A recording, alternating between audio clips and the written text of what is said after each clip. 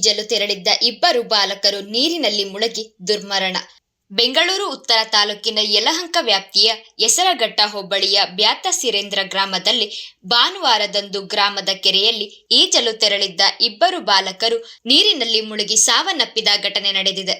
3ನೇ ತರಗತಿ ವಿದ್ಯಾರ್ಥಿ ಮನೋಜ್ 9 ವರ್ಷ ಹಾಗೂ 5ನೇ ತರಗತಿ ವಿದ್ಯಾರ್ಥಿ ಮೋಹನ್ 11 ವರ್ಷ ಎಂದು ಗುರುತಿಸಲಾಗಿದೆ. ಮನೋಜ್ ಹೆಸರಘಟ್ಟ ಜ್ಯೋತಿ ವಿದ್ಯಾಲಯದ ಶಾಲೆಯಲ್ಲಿ ವ್ಯಾಸಂಗ ಮಾಡುತ್ತಿದ್ದಾರೆ.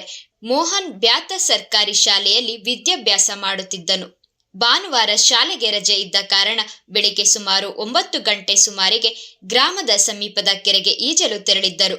ಕೆರೆಯ ಅಂಗಳದಲ್ಲಿ ಸುಮಾರು 10 ರಿಂದ 15 ಅಡಿ ಆಳದ ಗುಂಡಿ ನಿರ್ಮಾಣವಾಗಿದ್ದು ಅದರಲ್ಲಿ ನೀರು ನಿಂತಿತ್ತು.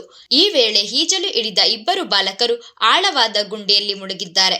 ಎಷ್ಟೋ ಸಮಯವಾದರೂ ಮಕ್ಕಳು ಹೊರಗೆ ಬರದಿರುವುದನ್ನು ಗಮನಿಸಿ ಜೊತೆಗಿದ್ದ ಸ್ನೇಹಿತರು ಗ್ರಾಮಸ್ಥರಿಗೆ ಮಾಹಿತಿ ನೀಡಿದ್ದಾರೆ.